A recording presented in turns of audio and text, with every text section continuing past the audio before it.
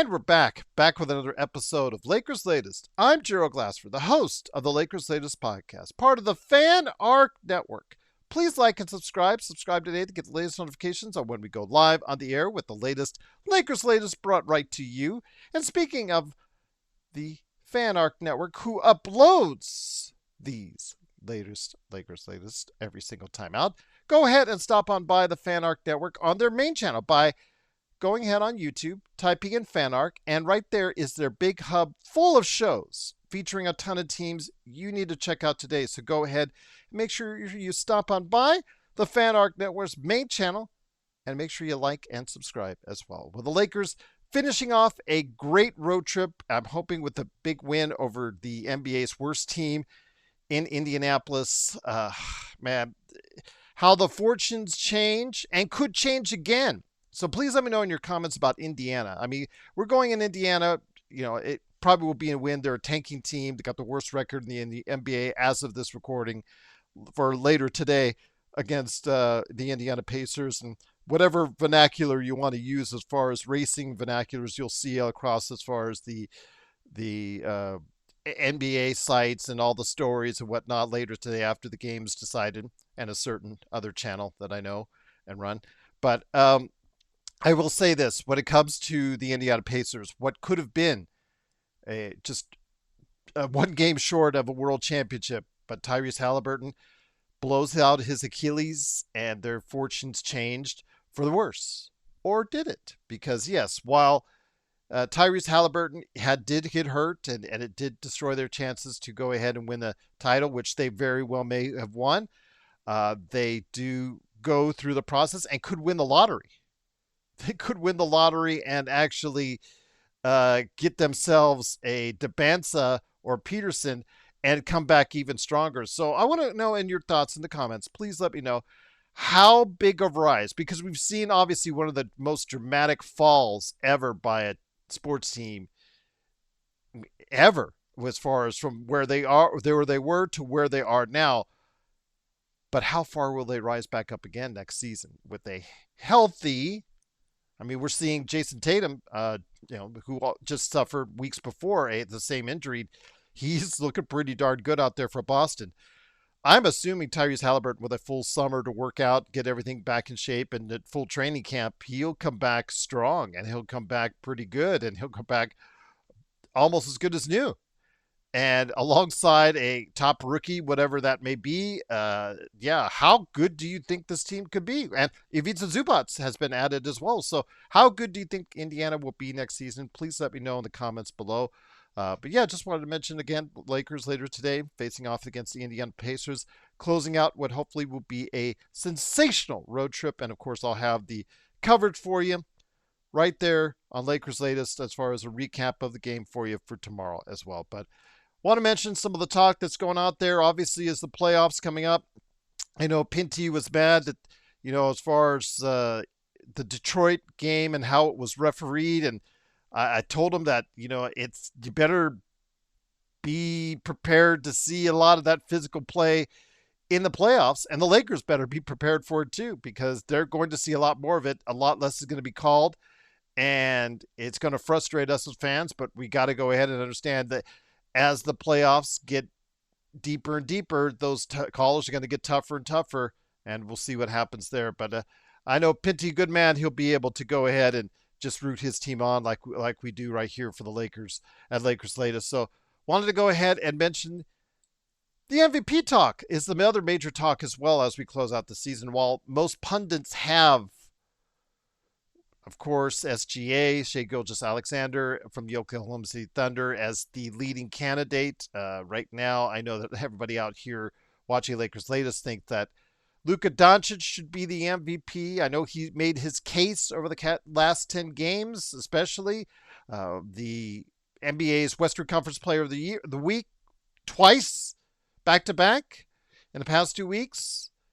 Obviously stating his case for that. I think he has vaulted himself definitively in the top 3. Let me know your thoughts on that as far as where you have him, because I can understand you wanting to see him as MVP, but as Lakers fans, we all want him and think he could be the MVP. But again, the narrative, because of the fact that OKC has been consistently great all season and SGA has been consistently about 20 points all season, each and every game, that those are hard things for them to go ahead and deny. And right now, the odds still have him favored. But that's not the only guy that's talked about MVP. As Victor Wembanyama has put his 2 cents in here. He doesn't need press people, or he doesn't need PR people. He doesn't need general managers. He doesn't need coaches talking him up.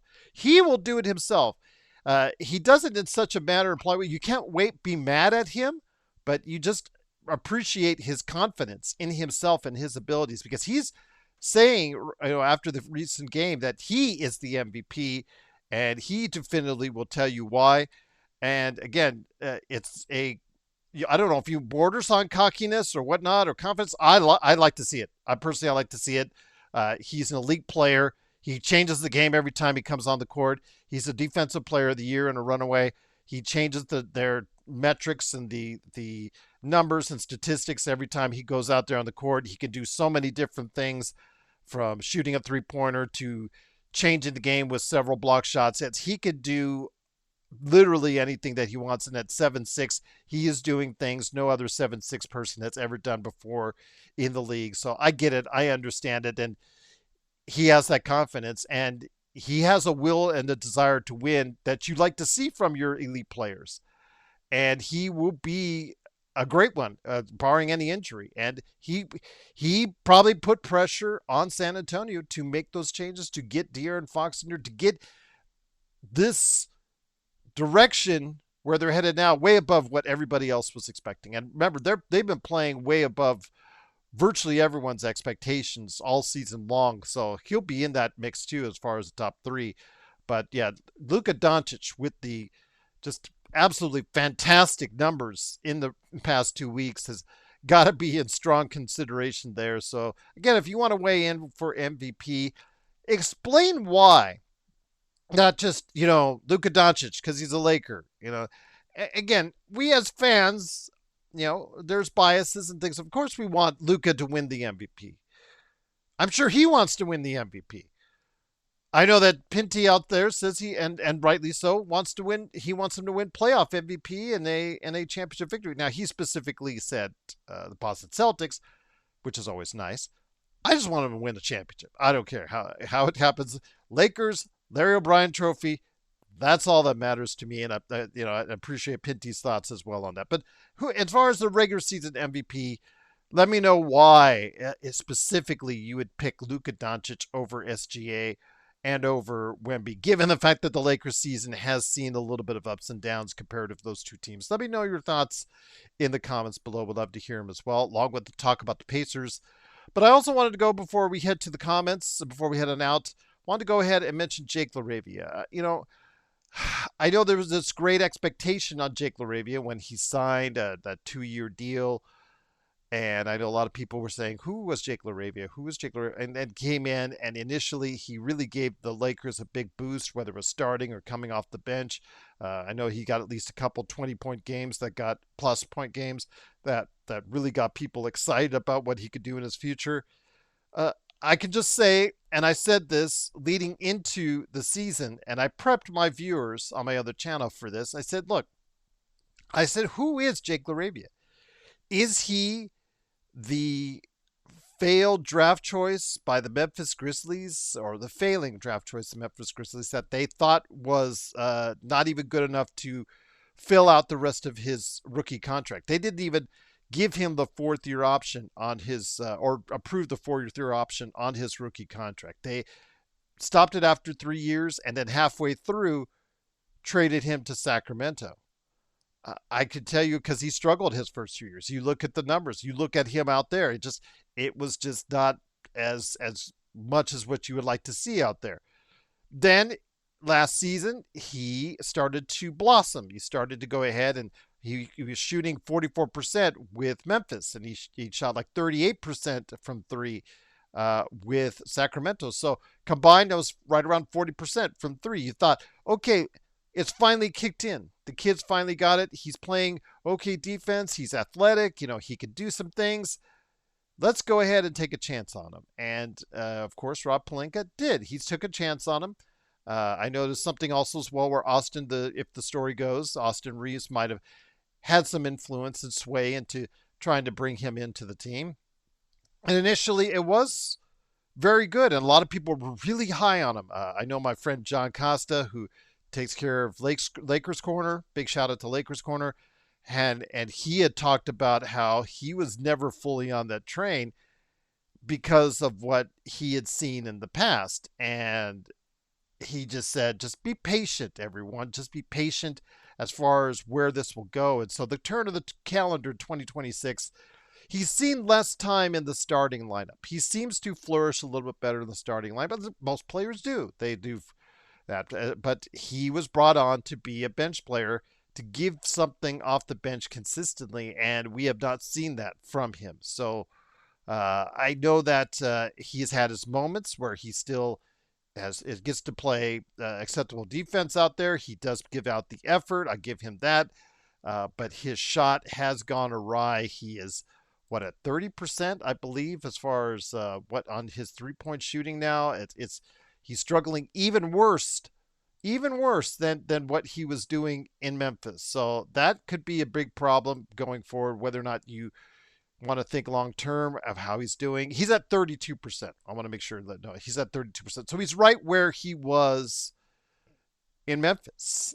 So is this the player that we saw in the first 2 seasons of his Memphis career, or is he something more? I think he is something more. I think he is something better than what the first 2 years of Memphis would dictate. Actually, he was at better shooter in his first 2 seasons in Memphis. He was at 33 and 34%. So he's actually shooting the worst of his career.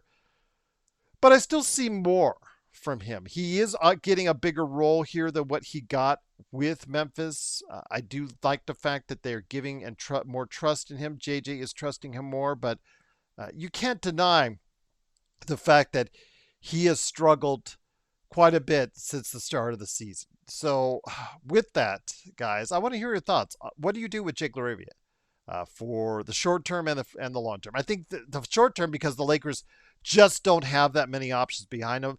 Vando, as we saw in the Detroit game, just offensively, it just looks bad.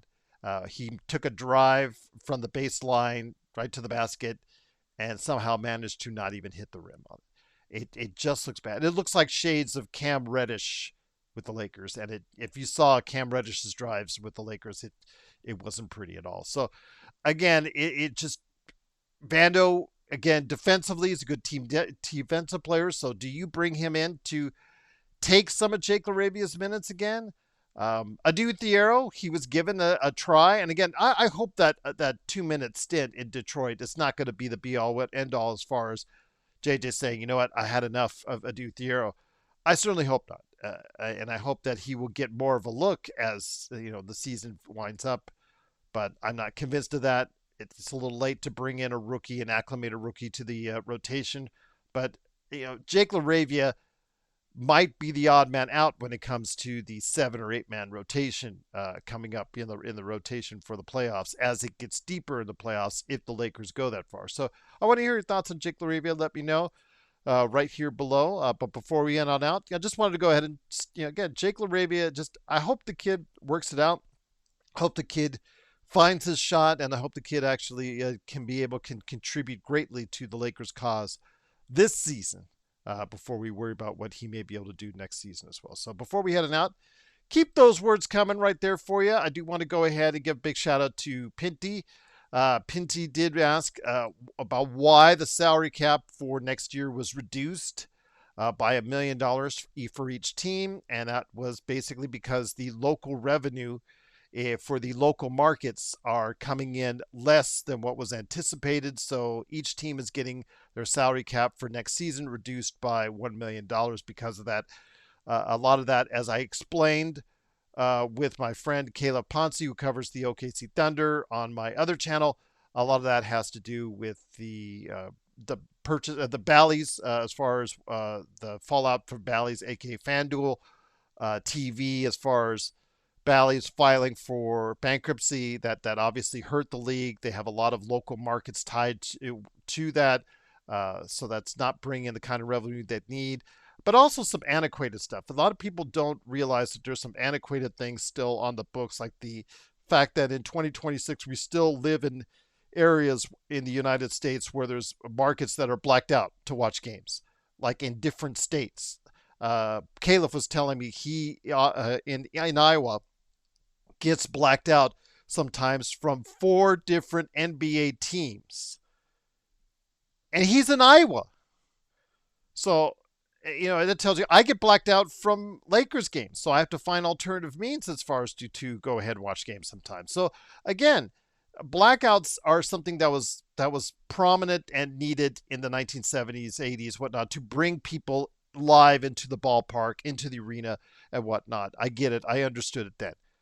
In 2026, people are just going to decide whether or not they're going to go and spend that money or not, and watch it on television, or find or some way on the internet to go ahead and watch it, or some outlet they're going to go ahead and watch it on, or NBA Pass, because even the NBA League Pass you're blocked out sometimes from being able to watch it, which is ridiculous if you spend that kind of money on League Pass or whatnot. So again, if you have thoughts on this, I know that's still a problem, but if they lifted the blackout era and the blackout laws and whatnot in the United States, you've got instant revenue right there. You've got a lot of people watching locally, and a lot more people watching locally, watching ad revenue, things of that nature. So,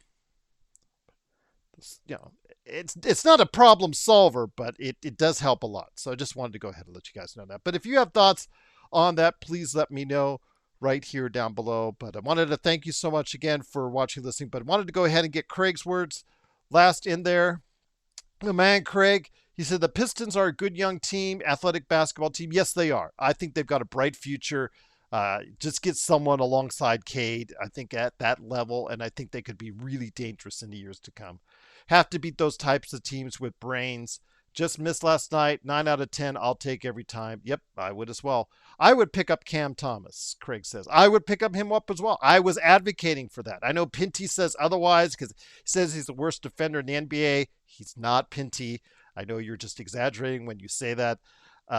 He's not a great defender. He's not a good defender. He's a scorer, which is exactly what the Lakers need. They need someone who can create offense. Yes, I know they need defenders, Pinty, and I know you love your defenders, but they do need someone who can create their own offense off the bench, and they don't have that right now. He can, like you said, Craig, he can score off the bench. The Lakers have a bad bench. They can't do it, by the way.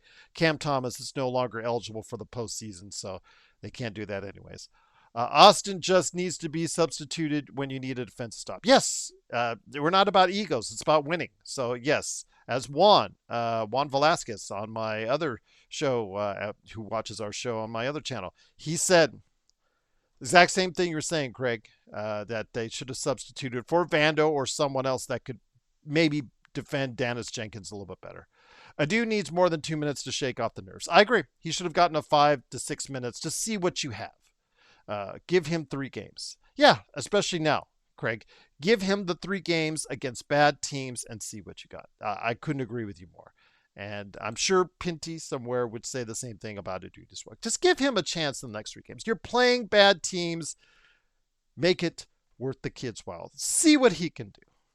Don't give up entirely, but I know JJ would, again, trusting rookies this late in the season, which is probably not on his agenda. But right now, with 3 tanking teams, see what you got, and we'll go from there. But again, truly appreciate you stopping on by the Lakers Latest. Please like and subscribe. Don't forget to go ahead and make sure you stop on by the big guys at Fan Arc Network as well. But I cannot thank you enough for spending your time, whether it's in the morning when this gets released or later in the day. But later on today, it is Lakers and Pacers. I'm looking forward to it. I hope you are as well. Can the Lakers finish out the road trip with a checkered flag at Indy? I had to say it. I'm sorry. We'll find out, and I'll give you the recap right here on Lakers Latest. Thanks so much for watching, and have a great day. Vroom, vroom.